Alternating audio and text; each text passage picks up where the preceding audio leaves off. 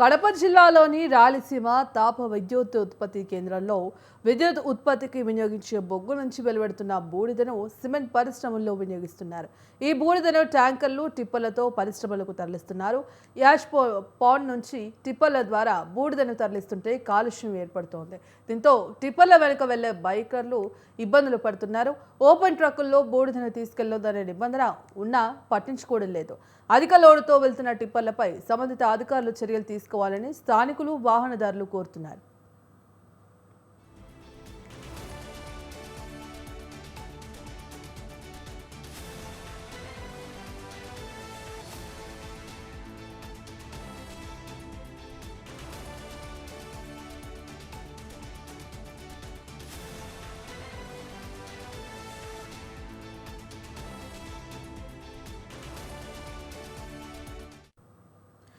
కడప జిల్లాలోని రాయలసీమ తాప విద్యుత్ ఉత్పత్తి కేంద్రంలో విద్యుత్ ఉత్పత్తికి వినియోగించే బొగ్గు నుంచి వెలువడుతున్న బూడిదను సిమెంట్ పరిశ్రమల్లో వినియోగిస్తున్నారు. ఈ బూడిదను ట్యాంకర్లు, టిప్పర్లతో పరిశ్రమలకు తరలిస్తున్నారు. పాండ్ నుంచి టిప్పర్ల ద్వారా బూడిదను తరలిస్తుంటే కాలుష్యం ఏర్పడుతోంది. దీంతో టిప్పర్ల వెనుక వెళ్లే బైకర్లు ఇబ్బందులు పడుతున్నారు. ఓపెన్ ట్రక్కుల్లో బూడిదను తీసుకెళ్లొద్దనే నిబంధన ఉన్నా పట్టించుకోవడం లేదు. అధిక లోడుతో వెళ్తున్న టిప్పర్లపై సంబంధిత అధికారులు చర్యలు తీసుకోవాలని స్థానికులు, వాహనదారులు కోరుతున్నారు. ఇదే అంశానికి సంబంధించి మరిన్ని అప్డేట్స్ కడప ప్రతినిధి మా సుబ్బారెడ్డి లైవ్ ద్వారా అందిస్తారు. సుబ్బారెడ్డి, ఏదైతే కడప జిల్లాలో ఉన్నటువంటి దాదాపు 1650 మెగావాట్లతో నడిచేటటువంటి రాయలసీమ తాప విద్యుత్ ఉత్పత్తి కేంద్రం నుంచి విద్యుత్ కేంద్రంలో విద్యుత్తుకు వినియోగించేటటువంటి బొగ్గు నుంచి వెలువడే బూడిద ఏదైతే ఉందో ఈ బూడిదను 2 విభాగాలుగా బయటికి వెళ్ళేటటువంటి పరిస్థితి ఉంది. ఒకటి తడి బూడిద, 2 పొడి బూడిద. ఈ పొడి బూడిద అనేటువంటిది శైలుల ద్వారా బయటకు వచ్చినటువంటి నేపథ్యంలో దాన్ని ట్యాంకర్ల ద్వారా బయట ప్రాంతాలకు తరలిస్తారు. ఇంకోటి తడి బూడిద అనేటువంటిది నీటి ద్వారా యాష్పాండ్కు వెళ్ళేటువంటి పరిస్థితి. అయితే ఈ 2 బూడిదలు ఇప్పుడు రాష్ట్ర స్థాయిలో కావచ్చు, జిల్లా స్థాయిలో ఒక తెల్ల బంగారంగా పేరు పొందినటువంటిది. తడి బూడిద ఏదైతే యాష్పాండ్ నుంచి, అలాగే పొడి బూడిదను కూడా ట్యాంకర్ల ద్వారా సిమెంటు పరిశ్రమలకు తరలించేటటువంటి పరిస్థితి. సిమెంటు పరిశ్రమలలో సిమెంటుకు ఈ బూడిదను కలిపి సిమెంట్ ఉత్పత్తిలో వినియోగించేటటువంటి నేపథ్యంలోనే స్టెబిలిటీ అనేటువంటిది సిమెంట్కు ఉంటుంది అనేటువంటి ఏదైతే నిపుణులు చెప్పినటువంటి నేపథ్యంలో సిమెంట్ పరిశ్రమలన్నీ అంటే జిల్లాలో ఉన్నటువంటి దాదాపు భారతీ సిమెంటు, అలాగే అల్ట్రాటెక్, తర్వాత జువారి, అలాగే డాల్మియా, ఈ అన్ని పరిశ్రమలకు అలాగే ఇతర ప్రాంతాలకు కూడా ఇక్కడ నుంచి ఏదైతే బూడిదను తరలించేటువంటి పరిస్థితి. అయితే ఈ బూడిద తరలించేటటువంటి నేపథ్యంలోనే ప్రజలు కాలుష్యాన్ని చూడాల్సి వస్తుంది. ఈ కాలుష్యం బారిన పడేటువంటి పరిస్థితి కనిపిస్తుంది. ఏదైతే ఆ ట్యాంకర్ల ద్వారా తరలించేటటువంటి బూడిదను కూడా ట్యాంకు సైలో నుంచి ఫిల్ చేసుకున్నటువంటి ఆ పొడి బూడిదను బయటకు వచ్చేటటువంటి నేపథ్యంలోనే దాన్ని నీట్గా కడిగి వాటర్ వాష్ చేసి బయటికి రావాల్సిన ఆ నిబంధన అనేటువంటిది ఉంది. అలాగే ఏదైతే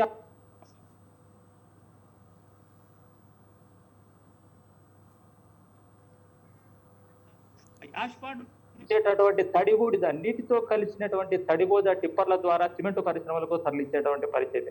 ఏదైతే ఈ టిప్పర్ల ద్వారా తరలించేటటువంటి ఏదైతే తడి బూడిదను ఓవర్ టన్నేజ్తో టిప్పర్లు బయటికి తీసుకొస్తున్నాయి. రోడ్ల మీద పడేసుకుంటూ టిప్పర్లకు పైన పట్ట అంటే టార్పలిన్ కట్టినా కూడా ఓవర్లోడ్తో వెళ్ళేటువంటి నేపథ్యంలోనూ రోడ్లంబడి పడేసుకుంటూ, రోడ్లంబడి వాటర్తో వెళ్ళేటువంటి బూడిద కాచుకుంటూ వెళ్ళేటువంటి పరిస్థితి.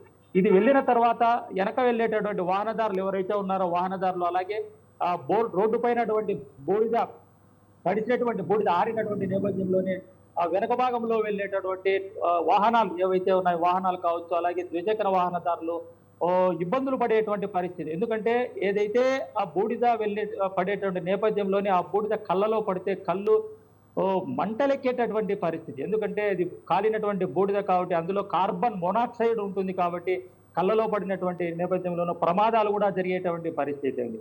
అయితే టిప్పర్ల ద్వారా తరలించేటటువంటి బూడిద ఏదైతే ఉందో ఆ బూడిదకు సంబంధించి టిప్పర్ల డ్రైవర్లకు లైసెన్సులు ఉన్నాయా, టిప్పర్లకు సరైన పత్రాలు ఉన్నాయా అనేటువంటిది కూడా అధికారులు చూడడం లేదు. ఓవర్ టన్నేజ్ వెళ్తేటటువంటి టిప్పర్ల పైన ఏదైతే ఆర్టీఏ అధికారులు, ట్రాన్స్పోర్ట్ అధికారులు, అలాగే విజిలెన్స్ అధికారులు వాటిపైన చర్యలు తీసుకోవాల, తర్వాత వాటిని ఓవర్ టన్నేజ్ వెళ్లకుండా నిషేధించాల్సినటువంటి బాధ్యత కలిగినటువంటి అధికారులు వాటిని పట్టించుకోవడం లేదు. మామూలు మత్తులో రైట్. జోగుతున్నారనేటువంటి ఆరోపణలు అయితే వస్తున్నాయి. అయితే ఏది ఏమైనా కూడా ఈ కాలుష్యం వెదజల్లేటువంటి కాలుష్యం అనేటువంటిది ప్రమాదాల బారిన పడకుండా కావాల్సినటువంటి బాధ్యత అటు పోలీస్ శాఖ కూడా ఉండేటువంటి పరిస్థితి. అయితే ఓవరాల్ గా చూసినట్లయితే దీనికి సంబంధించి కాలుష్యానికి సంబంధించి ఏదైతే వచ్చేటువంటి కాలుష్యాన్ని నిషేధించాల్సినటువంటి బాధ్యత సంబంధిత అధికారులు నిర్లక్ష్యంగా వ్యవహరించారనేటువంటిది కూడా స్థానికులు ఆరోపిస్తున్నారు. అలాగే దీనిపైన కఠినంగా వ్యవహరించాలనేటువంటిది కూడా స్థానికులు చెప్తున్నటువంటి పరిస్థితి. అయితే ప్రస్తుతానికి మనము యాష్ ట్యాంకర్ యాష్ టిప్పర్ అనేటువంటిది మనం ఎదురుగా వచ్చినట్లయితే చూసినట్లయితే యాష్ టిప్పర్ అనేటువంటిది ఇచ్చేటువంటి పరిస్థితి. అయితే ఏది ఏమైనా కూడా ఓవరాల్ గా చూసినట్లయితే ఈ కాలుష్యాన్ని నివారించాలనేటువంటిది ప్రజా ఆరోగ్యాన్ని దృష్టిలో పెట్టుకొని దీన్ని కంట్రోల్ చేయాల్సినటువంటి బాధ్యత అనేటువంటిది ఉంది. ఎందుకంటే బూడిద అనేటువంటి కార్బన్ మోనాక్సైడ్ ఉండేటువంటి నేపథ్యంలో ఊపిరితిత్తులకు వెళ్ళేటటువంటి నేపథ్యంలోనే ఆ ఆ, ఆ, ఏదైతే ఊపిరితిత్తులకు వెళ్ళేటువంటి నేపథ్యంలో ఊపిరి పీల్చుకునేటువంటి పరిస్థితి కూడా ఉండేటువంటి పరిస్థితి ఉంది. అయితే ఓవరాల్ గా భాగ్యశ్రీ ఏదైతే దీనికి సంబంధించి రాజకీయ నాయకులు అంటే పొలిటీషియన్స్ కూడా గత సంవత్సరంలో అటు తాడిపత్రికి చెందినటువంటి టీడీపీ లీడర్కు జమ్మలమడుకు చెందినటువంటి టీడీపీ కొడుకు మధ్య బూడిదకు సంబంధించి వారు కూడా నడిచింది కొద్ది రోజులు. ఎందుకంటే బూడిద అనేటువంటి అంత విలువైనటువంటిది, కానీ దాన్ని దుర్వినియోగం కూడా చేసేటువంటి పరిస్థితి. అయితే ఇంకొక కోణం అనేటువంటిది ఒకటి ఉంది. ఈ యాష్ కు సంబంధించి బయటకు వచ్చేటటువంటి యాష్ ఏదైతే ఈ యాష్ను స్మాల్ స్కేల్ ఇండస్ట్రీకు బ్రిక్స్ ఇండస్ట్రీకు ఫ్రీగా ఇవ్వాలనేటువంటిది, అలాగే ఇంటి నిర్మాణాలకు గవర్నమెంట్ ఇచ్చేటువంటి బూడిద దారి మల్లుతుంది అనేటువంటిది, అలాగే బ్రిక్స్ చేయాల్సినటువంటి బూడిదను ఇవ్వకుండా దాన్ని కూడా సంబంధించిన అధికారులు థర్మల్ ప్లాంట్కు చెందినటువంటి బూడిదకు సంబంధించినటువంటి బాధ్యులైనటువంటి ఇంజనీర్లు పక్కదారి మళ్లించి సొమ్ము చేసుకుంటారనేటువంటి రైట్. Thank you Subbareddy.